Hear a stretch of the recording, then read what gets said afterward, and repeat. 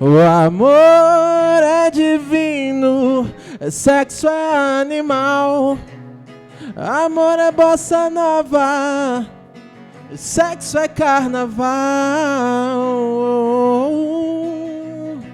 E aí, será que você volta? Toda minha volta é triste. E aí, o amor pode acontecer de novo pra você. Palpite. Muito legal. Valeu. Ao som de Zulita Du, a gente começa o talk show do Pai Presente. Bom, já passava da meia-noite, a casa já estava toda escura, o silêncio imperava lá dentro de casa. E eu comecei um momento de preliminares com a minha esposa, um momento de carícias. A gente esperava a criança dormir para poder começar a amar. De repente a porta abre devagarzinho, a gente com choque para, olha, uma criança de 8 anos vira e fala assim: então, quem é que está por cima de quem? Um outro dia a gente estava almoçando e, dentre as conversas descontraídas, ele não queria ter um irmãozinho ainda, e aí ele virou e falou assim: pai, se eu pegar você em cima da minha mãe e o edredom estiver mexendo, você vai se ver comigo. Estamos falando de uma criança de 8 anos. E para a gente falar sobre a sexualidade do casal, como também a sexualidade da criança e já adolescente também, eu convidei uma querida amiga, Ariane Marques. Ela é sexóloga, palestrante, possui mais de 25 cursos voltados para a família, para relacionamento e, em especial, a sexualidade. É sobre isso que a gente vai conversar nesse programa. Chega para cá, Ariane.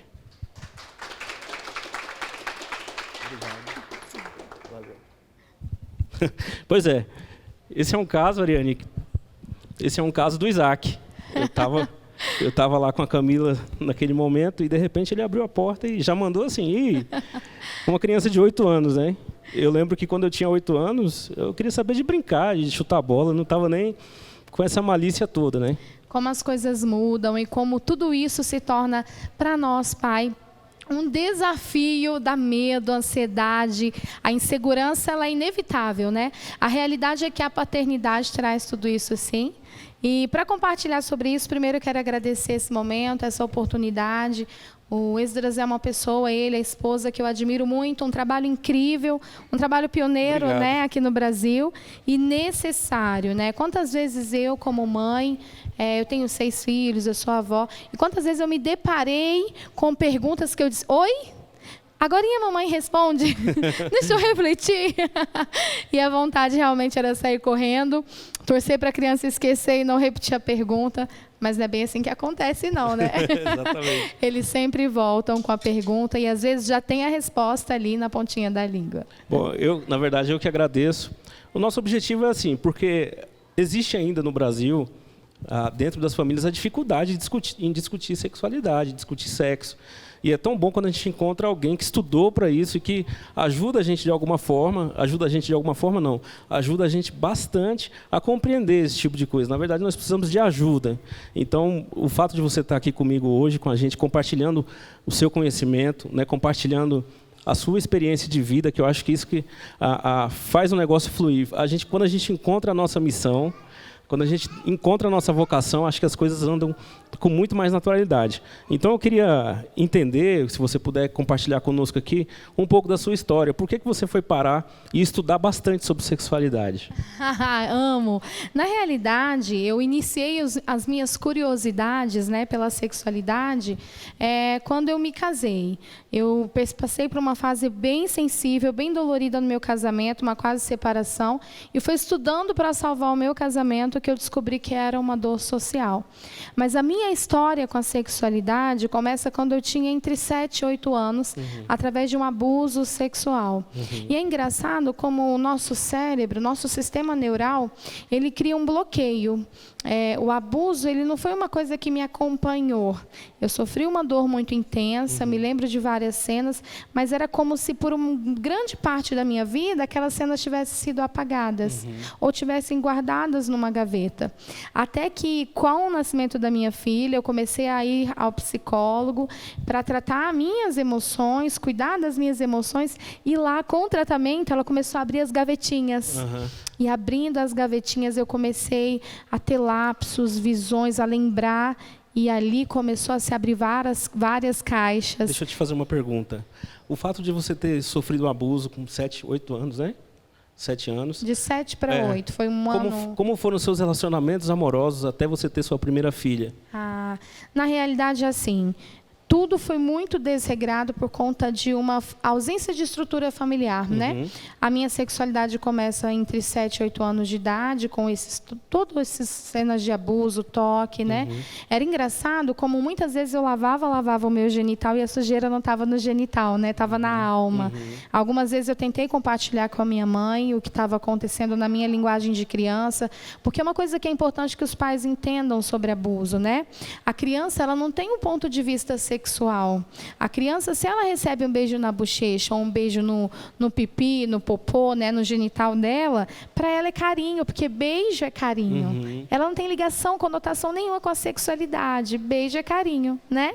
Agora, se ela recebe um tapa no braço ou um tapa no popô, aí ela vai falar que foi dodói, não foi carinho. Como é que a gente pode ensinar para essa criança que o beijo no rosto é carinho e o beijo no pipi ou no popô já não é carinho? Então, a primeira coisa que nós precisamos é avaliar que idade essa criança tem, qual é o nível não só a idade, mas o comportamento dela. Por exemplo, uma criança de 8 anos, muito inteligente, o seu filho, já deixou claro que ele entendeu que quando o edredom se movimentava, vocês estavam fazendo algo que gerava filho e que ele não queria irmãos. Eu falei que era um alongamento, né? Não, o papai está alongando a perna. Não fala mais.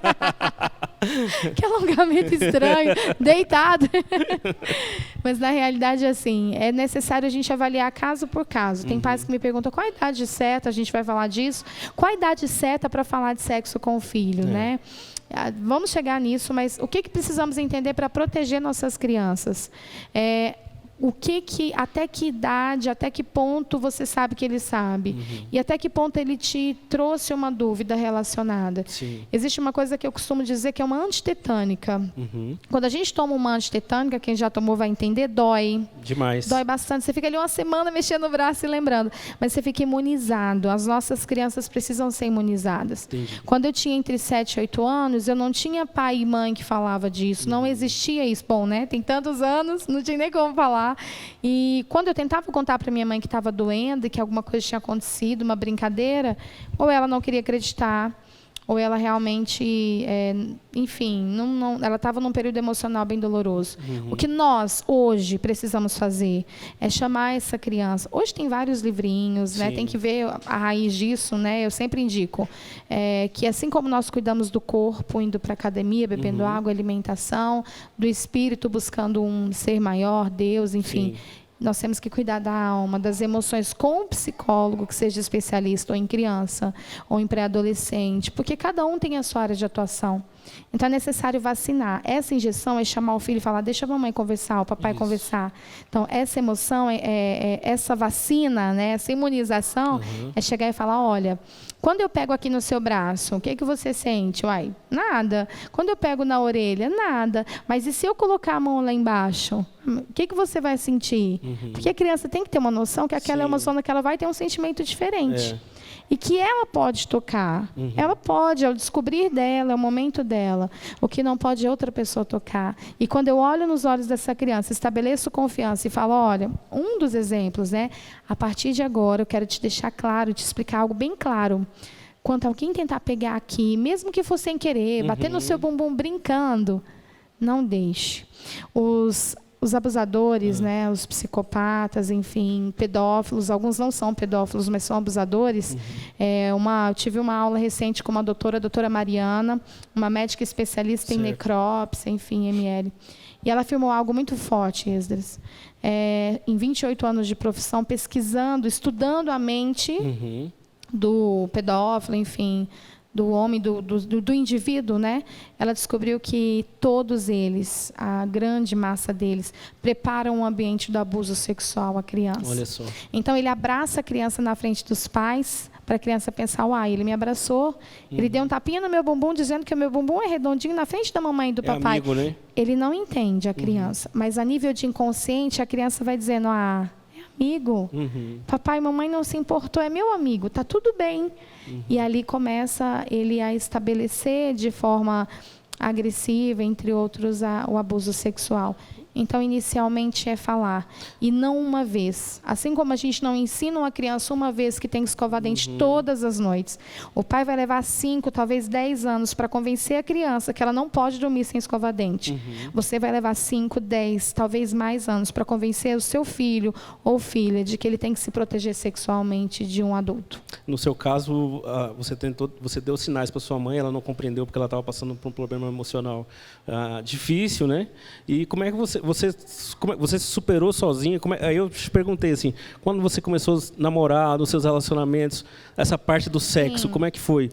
Houve um choque na realidade, né? Quando os abusos se acabaram com o falecimento da minha avó e uma mudança de cidade. Então, ali se encerrou aquele ciclo na minha vida e eu vivi o choque de perder a minha avó, que era alguém muito próxima. Então, nós nos mudamos. Eu tinha 8 anos e ia para uns 9 anos. Nos mudamos de cidade, fiquei morando com a minha mãe. Aos 11 anos, a minha mãe faleceu de parada cardíaca nos meus braços. Eu não tinha avó, tia, eu tinha minha mãe, que era meu vínculo de amor, né? Meu pai era, na época, um pouco, né, bebia, enfim. Então, eu iniciei o namoro aos 13 anos de idade. Só que nessa fase, aos 13 anos de idade, eu conheci um rapaz que disse que me amava, que eu era o grande amor da vida dele. Mais velho, sim. E é engraçado como isso é uma coisa que a gente tem que chamar a atenção. A maioria dos pais, e aí eu vou dar um alerta para os pais, independente de ser filhos meninos ou meninas, mas especialmente para o pai, porque é cultural que ver a figura masculina gera um nível maior de segurança. É claro que nós crescemos ouvindo que a mulher é sexo frágil, que a mulher é isso, aquilo, mas nós crescemos, ainda pequenininhos, a gente foi aprendendo que o homem é o forte, que o homem é que troca a lâmpada, troca o gás. Então, isso a nível de inconsciente, sendo homem ou mulher, a criança vai entender que se tiver uma briga, se tiver um ladrão, se tiver algo ruim, o pai vai salvar. Senso de proteção, né? Senso de proteção. Né? Você acha que vai se sentir mais segura, Foi isso que você encontrou nesse homem? E aos 13 anos eu encontrei isso em alguém no momento mais doloroso, talvez, da minha vida. Porque aos 13 anos eu não pensava no abuso. Eu não ficava vendo as cenas do abuso na minha cabeça. Era como se aquilo tivesse ficado numa gaveta fechadinho. Às vezes eu sonhava, acordava aflita, sentia vontade de falar, mas tinha vergonha. Porque é um outro fator que acontece. A vítima do abuso, ela se sente culpada. A nível de inconsciente, o abusador já era isso. Mas, enfim, aos 13 anos de idade, então, aquele rapaz me promete amor e eu inicio a minha vida sexual por carência, curiosidade e ausência de informação. E aí entra uma coisa muito séria, Esdras. Os pais precisam entender que era o que eu ia dizer. É comprovado cientificamente, então aí os psicólogos que podem trazer uma informação embasada nisso, como é sério, que uma das fases mais carentes, de mais solidão que um indivíduo sente é no período da amamentação, que são os primeiros dias e meses de vida. É entre 12 e 16 anos que acontece uma explosão hormonal, tá? Onde o jovem se sente carente. O jovem, ele muita energia, né? E essa carência o pai pode suprir muitas vezes. Às vezes eles começam a namorar porque essa carência está tão exacerbada, está tão desesperada, que ele encontra num rapaz ou numa moça um beijinho, um carinho, que o papaizinho podia fazer. Não com conotação sexual, claro. Mas um pai que coloca o filho no colo, 12, 13 anos. Qual é o pai que tem um filho aí de 12, 13, 15 anos que vai viajar só com ele? E beija, e abraça, e cheira, né? Seja homem ou mulher. E nessa é uma fase psíquica, que eles têm uma carência muito grande. E a gente tem que ter um alerta para isso. Foi dessa relação que você teve a primeira filha? Não, essa relação acabou rapidamente. Depois que ele conseguiu o que ele queria, ele sumiu. Sumiu de abandono mesmo. E aí, dos 13 aos 15 anos, eu passei por várias relações. Eu acreditava que o sexo era uma forma de me sentir acolhida, amada, segura. Então, essa ilusão e essa ausência de informação me fez acreditar nisso. Foi então que, aos 15 anos, eu me torno mãe de um namorado também na época, que não queria muito ser pai, acho que também não estava preparado para ser pai. E ali começa a minha história com a maternidade. E aí onde deu o giro, onde virou a chave da tua vida? Virou a chave. Eu acho que a chave ela foi virada aos 17. Dos 15 aos 17, ela nasceu, eu tinha 16, eu olhava para aquele bebê que era meu, eu morava só, e eu tinha a sensação que aquela era a única coisa que eu tinha que era minha de verdade, que eu podia fazer o que eu quisesse, que era meu. E ali começou a curar a minha carência materna, né? É claro que uma coisa não cura a outra, mas o relacionamento, ter alguém ali para você dividir tudo, era muito gostoso. Mas aos 17 anos, quando eu descobri que eu tinha valor, que meu corpo tinha valor, que eu não precisava provar para ninguém que eu era especial com o meu corpo, foi que tudo começou a ser, a chave começou a virar de verdade, né? E aí eu quero entender assim, ao ponto que você passou, obviamente, por essas experiências cruéis, terríveis, obviamente você superou. E aí qual foi o ponto assim, eu preciso ajudar outras pessoas, eu preciso ajudar os pais, eu preciso ajudar as mães a dar uma proteção que eu não tive, a compreender a linguagem do filho que a minha mãe não entendeu. Qual foi esse ponto que chegou, você já tinha mais filhos, eu quero saber qual é o ponto que você falou assim, agora eu vou estudar, que eu quero ajudar outras pessoas. Então, na realidade, aos 19 anos, eu comecei a me relacionar com pessoas da área da psicologia. E ali começou um alerta para mim, mas eu ainda não tinha entrado na caixinha do abuso. Porque o abuso, ele é como se fosse uma facada bem profunda, mas que você fecha, né, a pele cicatriza, mas por dentro fica podre. E você vai crescendo e vai achando, passou, eu estou grande, isso era criança, né? E na maioria das vezes é assim quando não tratado. Então, aos 20 e poucos, aos 19 eu conheci meu esposo, noivei, casei. Quando o conheci, ele tinha 3 meninos lindos, pequenos, de um primeiro casamento que ele criava só. Então, eu ganhei de presente, né? Meus meninos, eu falo meus, porque eu peguei pequenininho. Era 5, 7 para 8 e 9. Ia fazer 9 o Benhur. Tinha 8 anos. Então, hoje tem 23, 21, 19, tudo marmanjo, né? Mas aí eu ainda não tinha virado a chave, eu ainda não tinha aberto a feridinha da facada. Estava lá. Eu estava super bem, né, com a minha família. Planejamos anos depois ter uma filha. Quando planejamos ter uma filha para unir os irmãos, aí veio a Radassa, que fez 10 anos no último dia 12 de agosto. Quando ela nasceu, que foi que eu passei por uma queda de testosterona, passei por uma disfunção sexual, ginecologistas. A gente vai falar disso já já. E foi que eu entrei na questão da psicologia, eu decidi, eu preciso cuidar das minhas emoções. E dentro do consultório, até o momento, eu nunca tinha vivenciado tão fortes experiências como foi abrir essa ferida.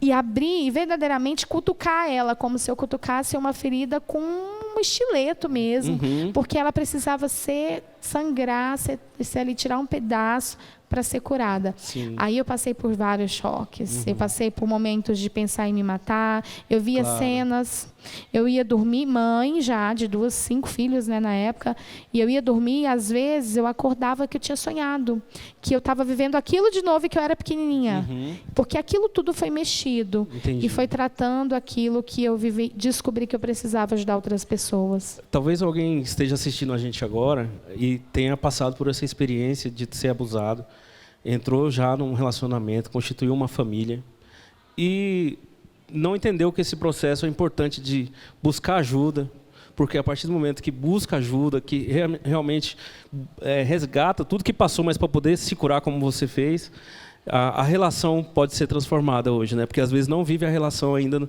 na plenitude, o amor não é completo. O que você poderia dizer para essa pessoa, porque às vezes ainda não teve coragem de dizer para o cônjuge, né, se for uma mulher, de virar para o marido, olha, eu preciso te falar uma coisa, eu não sei se você orienta isso assim, mas no meu ponto de vista, a partir do momento que a gente tem uma relação, que a gente casa, né, eu acho que a gente deve procurar passar para o nosso parceiro tudo que a gente viveu, até para que ele nos ajude, inclusive, a superar. Então, eu acho que, de repente, tem alguém que passou por esse abuso e não tem coragem de abrir com seu parceiro, com quem, inclusive, já pode ter filho. O que você pode dizer? Porque você passou por isso, para essa pessoa agora. E muitos não têm coragem também, eu preciso compartilhar isso, porque é um familiar. Né? Então, quando se trata de um familiar, pai, irmão, tio, né, alguém muito próximo, a vítima mesmo adulta não quer falar para o esposo, para não gerar raiva no esposo ou no pai, enfim, ela tem, infelizmente, a maioria das pessoas tem medo de expor o abusador. Qual seria o processo de preparação para isso? Assim? Então, eu acho assim, se você está nos ouvindo, passou por isso e está guardado embaixo do tapete, é algo que você pensa assim, não quero mexer nisso, eu estou bem hoje. Eu quero te dizer com muito carinho que por mais forte que você seja, mexa nisso sim, mas mexa com a pessoa correta. Talvez você não se sinta bem de falar com o seu cônjuge, está tudo certo, mas procure um psicólogo. O profissional ele vai guardar sigilo das suas lembranças, do que você vai relatar dentro de um consultório. Ele vai ser profissional, ele não vai ligar para a sua esposa para contar para o seu marido. Então, é importante você tratar. E se você está aí pensando, não, mas está tudo bem comigo, eu sou super bem resolvido. Como eu pensava, eu tinha certeza que eu era bem resolvida. Eu ministrava, enfim, eu fazia tanta coisa, sorridente, feliz. Quem disse que aquilo doía? Porque não existia, né? Existia uma forma de apagão, uma sabotagem do nosso cérebro para não pensar. Porque se é algo que dói, eu não quero pensar, né? Mas eu quero te encorajar, procure ajuda. E aí, chegou o tempo de eu contar para o meu esposo, né? Inicialmente foi dentro do consultório, tudo foi se abrindo. Eu tive medo de contar e ele me rejeitar sexualmente. Nós já estávamos numa fase sexual horrível, uma fase bem, bem delicada. E eu pensei, bom, se eu contar isso, agora que ele não vai querer, né, se esforçar. Você acha que essa fase sexual difícil que vocês estavam passando era reflexo ainda do abuso? Você acha que, de certo modo, atrapalhava no subconsciente, bloqueava você com ele? Isso. O que acontece? Existia, sim, a questão do abuso por trás dessa má realização sexual, né? Nós não estávamos bem resolvidos nessa fase. Mas o que maior, de fato, aconteceu naquele período foi o período pós-gestação. Aí veio questão emocional, hormonal, entre outros, que nós vamos bater um papo, acredito, sobre isso. Mas aquilo só bagunçou mais, vamos dizer assim, desorganizou ainda mais a nossa sexualidade, que foi abrir a caixinha dos abusos. Porque não foi um abuso, foram vários. Então, quando a gente abre uma gaveta e você começa a tirar lá de dentro as coisas, você começa a lembrar de detalhes que você nunca imaginou que tivesse acontecido com você. E aí, quando você lembra, você se vê, você vivencia. Sim. Tinha época que era tão forte nesse período que eu sentia o cheiro porque tinha uma casa em construção no fundo da casa que eu morava. Então eu sentia o cheiro chovia e molhava aquela construção e eu sentia aquele cheiro. Impressionante. E aí me dava ânsia de vômito. Então foi um período que realmente eu precisei mexer naquilo e é isso que nós precisamos fazer. E como é que foi a reação do teu esposo quando você se preparou, falou assim, agora está na hora? Como é que foi? Então, eu chorava mais do que falava, né? Chorava horrores. Mulher é chorona e eu sou 10 vezes mais, né? E eu chorava e eu preciso te contar, e eu preciso te contar. E eu acho muito engraçado porque na hora ele fala que a última coisa que ele esperava era que fosse alguma coisa do passado. Ele pensou que tinha acontecido alguma coisa no presente. Foi muito engraçado. Depois, né? No momento, não. E quando eu abri para ele o que tinha acontecido, ele ficou muito assustado e muito irado. Ele ficou com ódio, ele queria saber quem era, ele queria procurar, né? A sensação de quando a gente ama é querer a justiça. Mas, na realidade, a justiça já tinha se feito, né? Eu acredito que a justiça do ódio, ela é a minha justiça. Mas a justiça, é claro que tem que procurar a lei, né? Eu estou falando de uma coisa que aconteceu há mais de 20 anos. Mas a justiça que a gente entrega para a justiça e busca na justiça, né, a realização da própria justiça é o que vale. E aí conversei, ficamos um período afastados sexualmente por conta de tudo isso, principalmente eu ter aberto isso. E ele ficou com medo de me tocar, porque dali para frente ele pensou, bom, Agora, toda vez que eu tocar ela, ela vai lembrar do abuso. Então, ele ficou se sentindo até culpado de muitas vezes ele me procurar antes e eu não querer. Entendi. Porque ele achou que ele estava sendo invasivo.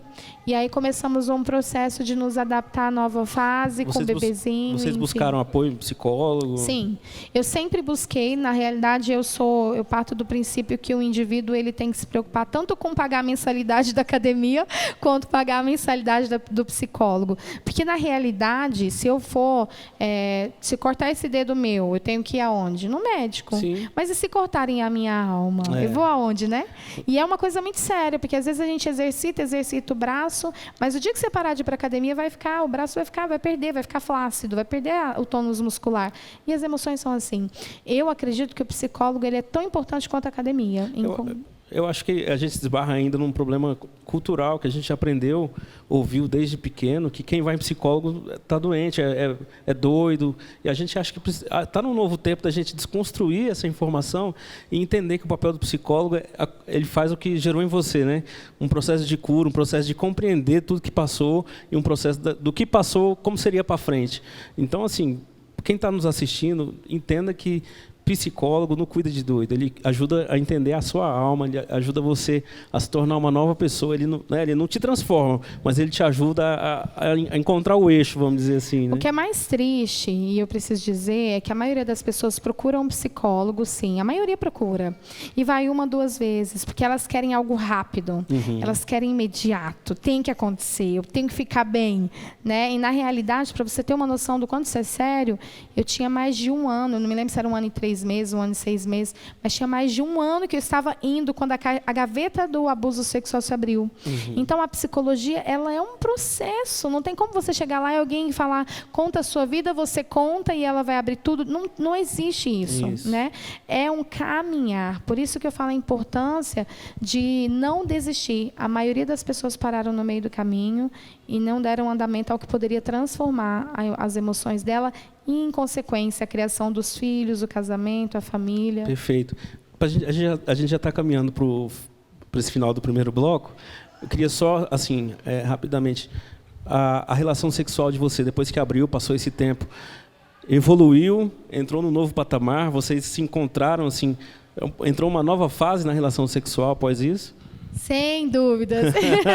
Na realidade, eu comecei a estudar sexualidade nesse período, né, para salvar meu casamento e descobri que era uma dor social. Então, eu não só passei a vivenciar uma sexualidade, enfim, muito mais bem resolvida, eu descobri a minha sexualidade, na realidade. Outro dia eu atendi uma paciente, 67 anos, nunca tinha tido um orgasmo. Uau. E aí, uma história, 4 filhos, enfim, uma história linda, 67 anos. E aí começamos o atendimento, e acho que no 6º atendimento ela mandou um áudio compartilhando o que tinha acontecido, o primeiro orgasmo. Então, eu vivenciei mais ou menos isso. Até então, eu tinha uma sexualidade ativa, né, dentro de um casamento, estava tudo bem. Fidelidade, amando o marido, mas prazer em ir para o sexo, gostar de sexo, me entregar ao sexo, orgasmo, isso foi realmente depois de que todas essas caixinhas foram mexidas e que eu comecei a estudar para realmente saber o que era uma sexualidade plena. Bacana demais. A gente vai dar uma pausa agora e já a gente volta com o segundo bloco. Vamos falar sobre o que acontece com a vida sexual depois dos filhos. Continua com a gente aqui. Zulita Du. You know that you are. You're the coffee that I need in the morning. You're my sunshine when the rain and it's pouring. Won't you give yourself